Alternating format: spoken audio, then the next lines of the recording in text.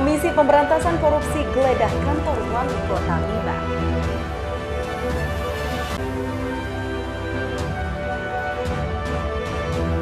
Sebuah kamar kos di Perum Green Pagutan terbakar.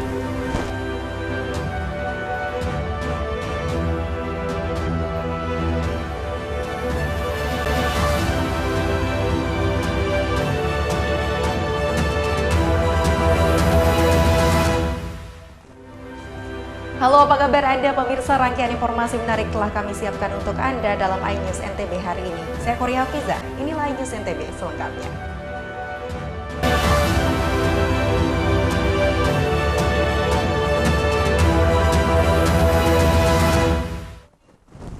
Kita ke informasi pertama pemirsa. Komisi Pemberantasan Korupsi geledah kantor Wali Kota Bima atas dugaan kasus gratifikasi pengadaan barang dan jasa tahun 2018-2023. Selama 8 jam penggeledahan, KPK menyita sejumlah barang bukti dokumen. Setelah 8 jam melakukan penggeledahan, Komisi Pemberantasan Korupsi keluar dari kantor Wali Kota Bima membawa sejumlah dokumen yang dimasukkan ke dalam 3 koper. Anggota KPK yang berjumlah sekitar belasan orang ini menggunakan 6 unit mobil taksi Bandara Sultan Muhammad Salahuddin Bima. Dikabarkan penggeledahan kantor Wali Kota Bima ini terkait dugaan kasus gratifikasi dan kasus pengadaan barang dan jasa yang saat ini tengah ditangani KPK. Selain ruangan Wali Kota Bima, KPK juga menggeledah ruang kerja Sekretaris Daerah serta ruang kerja bagian pengadaan barang dan jasa yang berada di lingkup Sekretariat Pemerintah Kota Bima. Selain berhasil menyita sejumlah dokumen, KPK juga dikabarkan memeriksa sejumlah pejabat terkait. Sebelumnya dalam penggeledahan ini, area kantor Wali Kota Bima dijaga ketat aparat kepolisian dari Brimob Daerah NTB, personel Polres Bima Kota dan dibantu anggota Satuan Polisi Pamong Praja.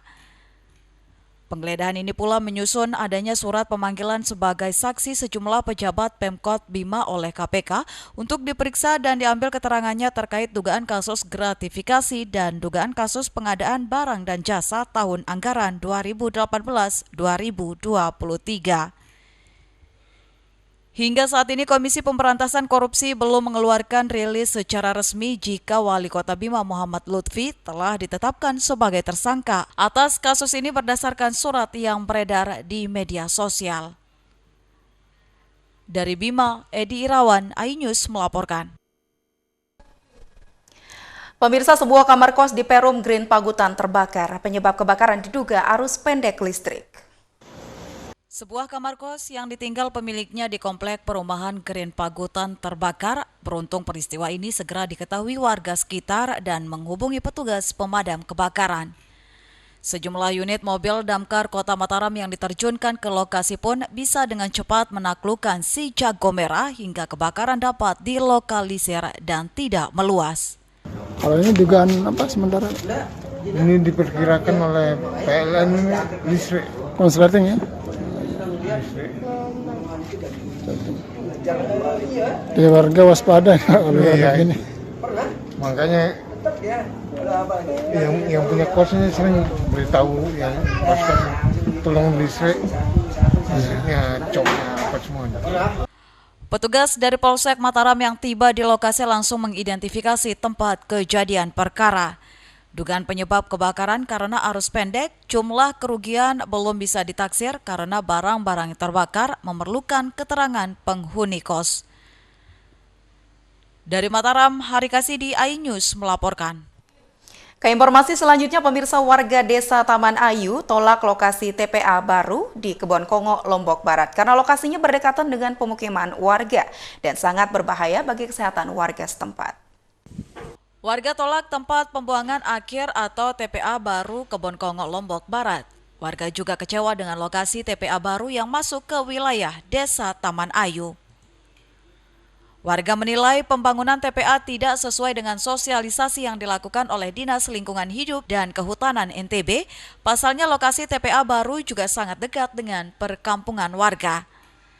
Dalam rencananya, sampah yang dibuang tersebut tidak akan diurai karena pabrik sampah belum dibangun.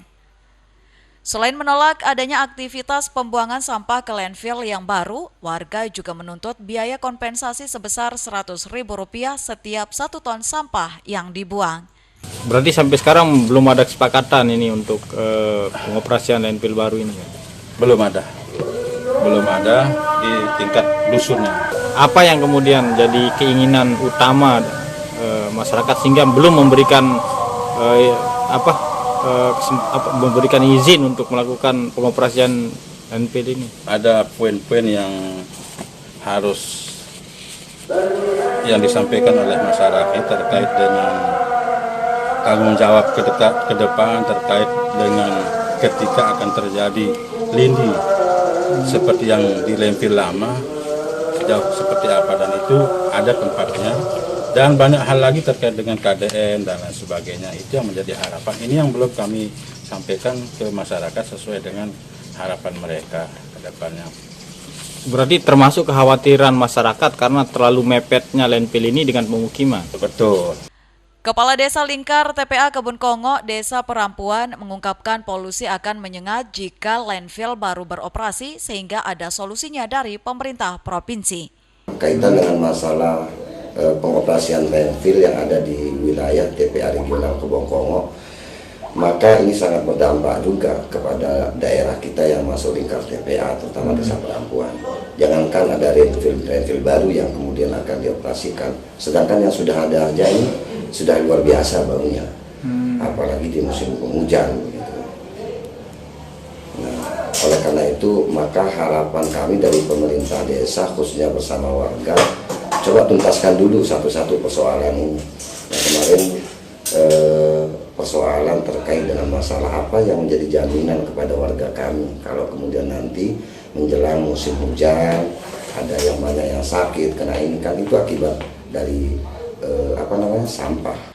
Saat ini kondisi sampah di lokasi TPA lama sudah penuh dengan ketinggian tumpukan mencapai 37 meter dari tanggul landfill sehingga sangat berisiko dan berbahaya untuk melakukan kegiatan penimbunan sampah.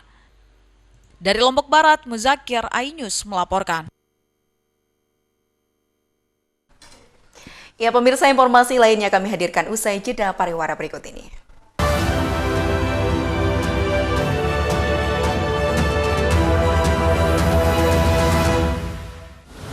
Menyoroti kecurangan. TTS ini bukan soal korupsi. Itu ditemukan, itu fakta yang ditemukan di lapangan. Menyuarakan keadilan. Melarikan diri melalui sungai. Wilayah tidak tersentuh oleh negara. Laporan mendalam dan eksklusif. Saya akan tunjukkan kepada Anda. Mario Dandi, rebutan perempuan. Gimana, Gen? AB Plus setiap Minggu pukul 8 pagi di iNews. Saya Aiman Wicaksono. Saya akan mengupas tuntas malam ini. Saya mendapatkan kesempatan secara eksklusif. Bismillah, walaupun itu teman. 4 miliar dalam 1 jam itu nggak sulit. Betul. The Prime Show with Aiman setiap Rabu pukul 9 malam. Saya Prabowo Revolusi, kita berbagi cerita. Rupanya konspirasi itu ini. Oh iya. Apakah jadi capres? Kita setuju. Sebetulnya saya ini untuk menjadi presiden, saya harus siap. Konspirasi Prabu setiap Rabu pukul 10 malam. Mengupas makna dan tafsir Al-Quran bersama ulama terkemuka tanah air. Kaumum min kaum khairun minal yadis suflah. Nggak bakal bisa dibayar oleh dunia dan seisinya. Jelas, lugas untuk kehidupan sehari-hari. Di antara yang merusak hati adalah buruk sangka. Wa aqimus shalah wa atuz zakah. Itu pun sejajar dengan jihad fisabilillah. Cahaya Hati Indonesia, Sabtu dan Minggu pukul 12 siang di iNews.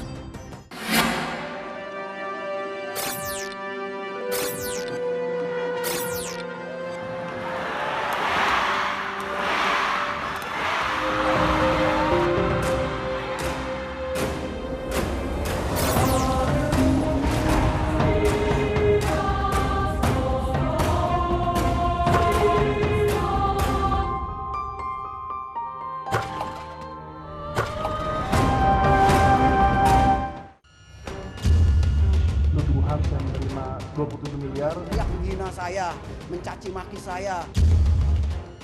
hukum di negeri ini yang kalau nggak dikawal penipuan dan legal berkedok rumah kasus mega korupsi dipicu terkait masalah. Jangan bilang Anda tidak tahu, karena kami sudah memberitahukannya. iNews File, Sabtu dan Minggu, pukul 9 pagi.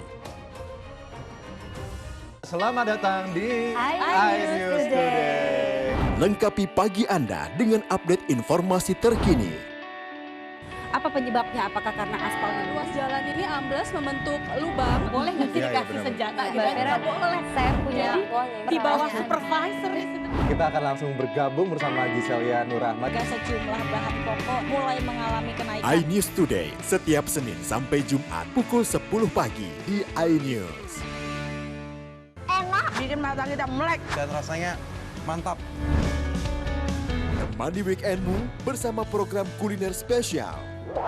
Kalaparan, eksplor gokil wisata kuliner. Hidden Gem. Tempat makan yang jarang terekspos. Food Diary, mengupas sejarah kuliner dan viral. Ini enak banget. Saksikan kuliner spesial weekend, Sabtu dan Minggu, pukul 10 pagi di iNews. Hai, namaku Grini. Grini mau ajak teman-teman untuk menjaga bumi kita tercinta dari kerusakan.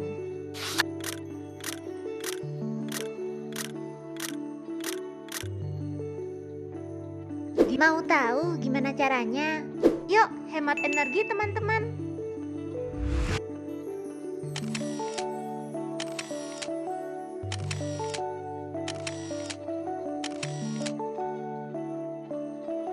Kurangi penggunaan plastik sekali pakai. Terus mainan kita kalau udah nggak dipakai, sumbang ke teman lain yang membutuhkan. Bisa kan teman-teman? Yuk kita selamatkan bumi dari kerusakan. Untuk masa depan kita teman-teman.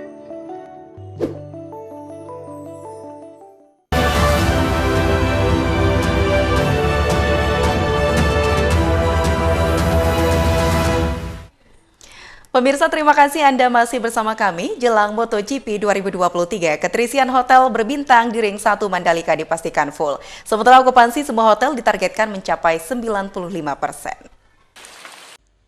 Asosiasi Pengusaha Hotel di Mandalika, Lombok Tengah targetkan okupansi hotel gelaran MotoGP pada Oktober mendatang mencapai 95%.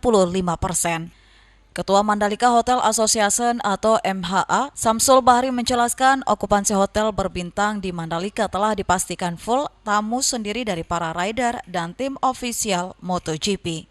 Terkait harga hotel, Samsul menjamin harga hotel sesuai dengan regulasi yang ada, hanya saja sejumlah hotel atau villa menaikkan harga lantaran penambahan fasilitas. Nah, okupansi tentu menjelang MotoGP ya, kita pastikan okupansi sampai 90-95% lah. Kita targetkan. Tapi sekarang hotel-hotel yang berbintang, yang hotelnya yang kira-kira layak untuk tempat tidur, semua sudah dibuat kru dan rider. Para kru dan rider dijadwalkan akan sampai di Lombok mulai tanggal 7 Oktober 2023 mendatang. Dari Lombok Tengah, Emma Widiawati, iNews melaporkan. Jelang masa berakhirnya masa jabatan Bupati Lombok Barat belum direalisasikan perbaikan jembatan Cemara akibat refocusing anggaran akibat pandemi COVID-19. Perbaikan jembatan menuju akses wisata Pantai Cemara Lembar Selatan hingga saat ini belum bisa direalisasikan Pemkab Lombok Barat karena adanya refocusing anggaran akibat pandemi COVID-19 beberapa waktu lalu. Bupati Lombok Barat menegaskan Pemkab telah melakukan upaya dengan menganggarkan perbaikan jembatan itu dengan total biaya 16 miliar rupiah, namun lagi-lagi karena kondisi fiskal daerah yang sangat rendah, penerimaan PAD membuat jembatan itu tidak bisa diperbaiki. Sebenarnya itu dulu yang saya ajukan. Itu yang kita ajukan, cuma dulu karena anggarannya hanya 4 awalnya, itu memang tidak bisa. Ya mudah-mudahan dengan turunnya beliau lagi kita bisa dibantu. artinya ini sudah diperhatikan sebelumnya Pak, atau memang sebenarnya ini kan jembatan 2020 udah masuk tuh, tapi kan karena refocusing dulu. Berat berarti itu. Karena memang di perencanaannya itu 16 miliar. Karena bagus. Sementara itu, Kepala Dinas PUPR Lombok Barat menegaskan perbaikan total jembatan tersebut belum bisa direalisasikan karena terkendala anggaran dan hanya bisa menutup jembatan yang berlubang dengan menggunakan plat besi. Ya bahasanya penanganan darurat gitu ya. Itu udah boleh darurat. Iya. Agak pendek lah ya. Saya dari cek lapangan, memang hari ini sedang dikerjakan itu. Item-item yang perlu penanganan dan untuk segera, kemudian anggarannya berapa puluh gitu. Itu hari ini. Tapi ini semata-mata penanganan jangka pendek. Ya bagi dinas PU. Nah itu yang dikerjakan ya. Oh iya Pak. Kondisi jembatan saat ini sangat memprihatinkan dan sangat membahayakan bagi pengendara yang melintas ke kawasan wisata Cemara. Dari Lombok Barat, Muzakir, iNews melaporkan. Keinformasi lainnya, pemirsa, ribuan ibu-ibu rela berdesakan saat ikuti tradisi ngurisan atau cukuran massal, dan tradisi ini rutin dilaksanakan jelang Hultah NWDI. Ribuan ibu-ibu ini rela berdesakan demi bisa mengikuti tradisi ngurisan atau cukuran massal di Gor Hamzanwadi, Pancor, Lombok Timur. Para orang tua ini membawa bayi balitanya untuk dicukur oleh para tuan guru dan bertemu dengan zuriat pendiri NWDI, Tuan Guru Kiai Haji Muhammad Zainuddin Abdul Majid. Mereka ingin mendapat keberkahan sehingga kelak buah hatinya menjadi anak yang soleh. Jadi yang pertama itu saya ingin mendapatkan keberkahan dari Masyaikh Mahat. Tradisi ngurisan atau cukuran rutin dilaksanakan setiap menjelang perayaan Hultah NWDI sebagai sarana untuk mendapatkan keberkahan dari perjuangan pendiri NWDI sekaligus sebagai ajang silaturahmi dengan para jamaah. Diadakan kegiatan ngurisan untuk supaya anak-anak kita itu tumbuh menjadi insan-insan yang soleh dan soleha. Dengan tentunya memulai awalnya itu dengan didoakan oleh para masyaikh kita, para guru-guru kita. Insyaallah tujuannya adalah kita ingin mendapatkan keberkahan dari perjuangan Maulana Syekh Tuan Guru Kiai Haji Muhammad Zainuddin Abdul Majid. Tradisi ngurisan ini merupakan rangkaian kegiatan Hultah NWDI ke-88. Dari Lombok Timur, Ramli Nurawang, iNews melaporkan. Pemirsa, tetaplah bersama kami kembali usai jeda pariwara.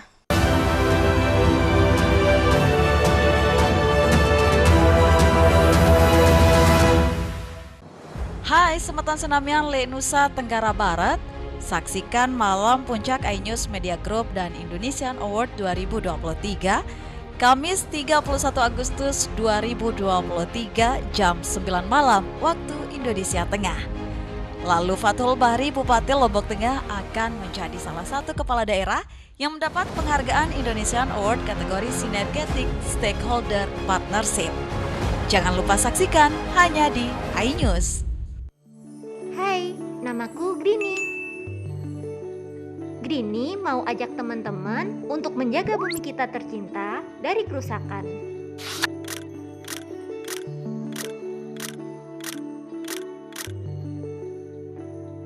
Mau tahu gimana caranya? Yuk, hemat energi teman-teman.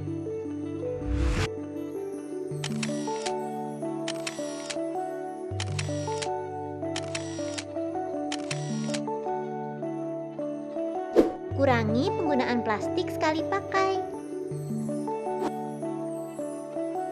Terus mainan kita kalau udah nggak dipakai, sumbang ke teman lain yang membutuhkan. Bisa kan teman-teman? Yuk kita selamatkan bumi dari kerusakan untuk masa depan kita teman-teman. Kompilasi berita olahraga paling top dan sensasional, baik dalam dan luar negeri. bersama saya, Sanjaya Ramai.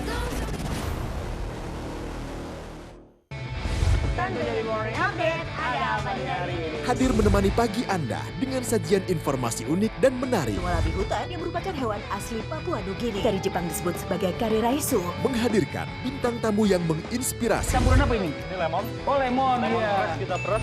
Itu harus dipotongin dengan dekat bagian mata. Kalau Morning Update, Senin sampai Jumat pukul 7 pagi di iNews.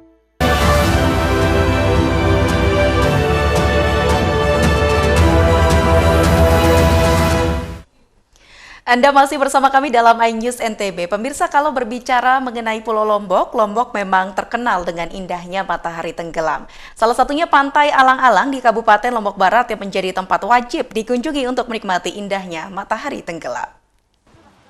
Pantai Mangsitscaper atau yang sering disebut dengan Pantai Alang-Alang merupakan salah satu tempat untuk menikmati indahnya matahari tenggelam di daerah Kabupaten Lombok Barat. Pantai Alang-Alang menjadi objek wisata yang digemari oleh anak muda karena keindahan yang ditawarkan dapat memanjakan mata wisatawan. Damainya desiran ombak yang diiringi hembusan angin yang sejuk menambah keindahan Pantai Alang-Alang. Wisatawan yang datang bisa menikmati indahnya matahari tenggelam sembari duduk di atas bebatuan yang menjadi pembatas antara pantai dan daratan. Wisatawan juga dapat membeli makanan dan minuman sebagai teman menikmati indahnya alam. Keindahan pantai membuat setiap wisatawan tidak ingin ketinggalan untuk sekedar bersuah foto. Selain dapat menikmati indahnya Pantai Alang-Alang juga sering dijadikan tempat berselancar. Harus bagaimana pendapat mbaknya tentang tempat ini? Bagus. Kayak nyaman gitu sih. Kayak ngelihat sunsetnya itu jelas banget karena dari atas ini. Bagus. Jadi berkesan ya? Iya, berkesan. Apalagi ini ada apa sih sungai-sungainya. Pantai Alang-Alang memang sangat cocok untuk dinikmati bersama teman-teman atau hanya untuk melepas lelah dengan rutinitas. Bahkan hingga matahari tenggelam pun Pantai Alang-Alang tetap terlihat indah, terlebih ditambah dengan lampu-lampu yang berjejer. Untuk wisatawan yang ingin mengunjungi Pantai Alang-Alang hanya perlu membayar uang parkir sebesar Rp2.000 saja. Dari Lombok Barat, Tim Liputan iNews melaporkan. Ya, dari Lombok Barat kita ke Lombok Tengah. Pemirsa, Pantai Dondon terletak di Desa Merta, Kecamatan Pujut, Lombok Tengah, memiliki panorama alam serta terdapat juga kampung wisata yang menjadi andalan. Objek wisata pantai ini merupakan surga tersembunyi di selatan Pulau Lombok.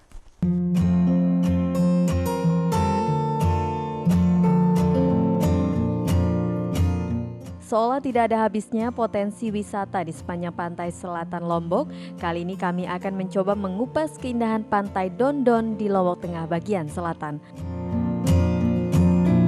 Konsep kampung wisata pun sedang dipersiapkan untuk mengelola dengan maksimal serpihan surga ini sebagai salah satu pilot proyek Forum Blok Pujut, sebuah wadah dedikasi putra-putri terbaik sekecamatan Pujut, serta keterlibatan salah satu LSM Jerman Wijstep Foundation dalam memberikan pembinaan kepada pemuda setempat untuk mengembangkan destinasi ini. Pantai Dondon ini sendiri terletak di sebelah timur mega proyek ITDC Kek Mandalika, tepatnya di Dusun Batu Pedang, Desa Mertak, Kecamatan Pujut, Lombok Tengah. Perjalanan dari bandara hanya membutuhkan sekitar 30 menit berkendara. Adapun beberapa keunggulan yang ditawarkan pantai ini diantaranya pasir mericanya, ombaknya yang tenang namun tidak jauh juga dari Desert Point Gerupuk untuk surfing. Pantainya yang jernih, tenang dan landai membuat sangat menarik untuk spot snorkeling, renang dari anak-anak hingga segala usia. Beberapa spot juga sangat fotogenik untuk lokasi prewedding dan sekedar selfie ria. Di tepian pantai sebelah selatan terdapat hutan mangrove yang tentunya sangat instagenik bagi kalian penyuka fotografi. Dari lokasi ini tampak biasan cahaya merah menembus dedaunan hutan mangrove dengan gulungan ombak kecil menghantam bebatuan. Di bibir pantai juga terdapat lahan yang landai dan kebun kelapa sangat cocok untuk alternatif camping ground maupun lokasi outbound dan gathering. Dari pegawai di sini kita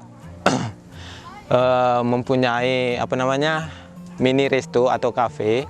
Kita juga menjual paket-paket surfing, kita juga ada papan untuk surfing, sama tur untuk lokal. Pulau di sana itu namanya Batu Tiung. Kita bisa menjual seperti piknik, camping. Di pantai ini juga ada beberapa batu yang masih disakralkan oleh masyarakat setempat loh, seperti batu angkus yang seolah menangis setiap ombak balik ke tengah laut. Konon batu tersebut hingga kini masih menangisi kepergian sang putri melegenda, Putri Mandalika. Di tempat ini juga setiap tahunnya dijadikan salah satu pusat pesta rakyat Baunyale, hanya saja lebih bersifat lokal, tidak seperti yang dilakukan di kawasan Pantai Kuta. Selain itu, jangan terkejut oleh sebuah batu yang dijuluki The Dig Stone dan masih banyak pesona yang dibumbui cerita legenda yang tidak kalah menarik.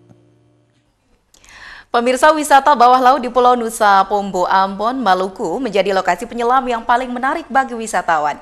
Nah, bagaimana keindahan bawah laut di pulau tersebut? Berikut liputan selengkapnya untuk Anda.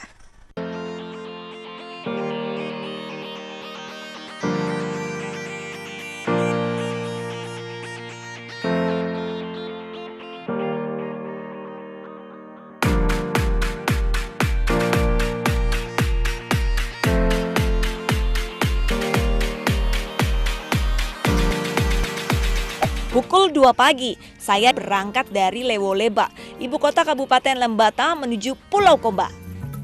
Di Pulau Komba inilah gunung berapi Batu Tara memuntahkan pijarnya. Berjarak sekitar 150 km, saya harus menempuh perjalanan selama 3 jam. Nah, setelah tadi saya berangkat dari pelabuhan Lewoleba sekitar pukul 2 pagi. Sekarang udah jam 5. Dan di sini masih gelap, tapi kita udah sampai di lokasi untuk melihat salah satu gunung stratovolcano yang ada di Lembata, yaitu Batu Tara. Dan harusnya sih bentar lagi sunrise keluar nih. Gunung Batu Tara berada di pulau yang melegenda, Pulau Komba. Pulau ini dianggap misterius karena tidak berpenghuni. Bahkan sebelumnya tidak ada tanda-tanda bahwa pulau tersebut merupakan sebuah gunung berapi. Saking misteriusnya, Pulau Komba tersebut bahkan dijuluki sebagai Pulau Hantu. Namun pada pertengahan tahun 2006, Pulau Komba berdentum, pijar dan lava panas keluar menyala-nyala.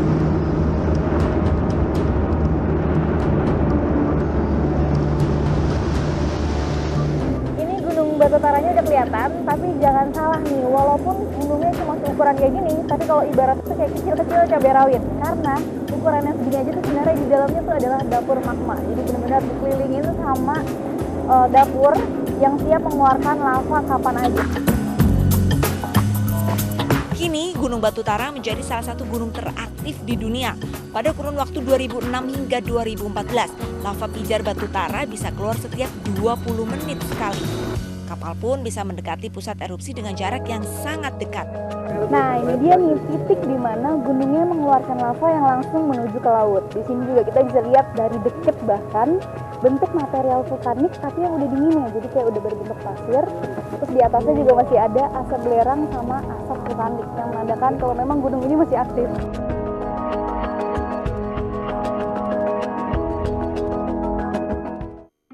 Keunikan yang dimiliki oleh Batu Tara membuat gunung di Lembata ini mendapat anugerah pariwisata Indonesia dengan kategori destinasi unik terpopuler pada tahun 2017. Gunung Batu Tara menjadi salah satu modal besar kawasan Lembata untuk menjadi taman bumi, apalagi ini bukanlah satu-satunya gunung berapi yang ada di Lembata.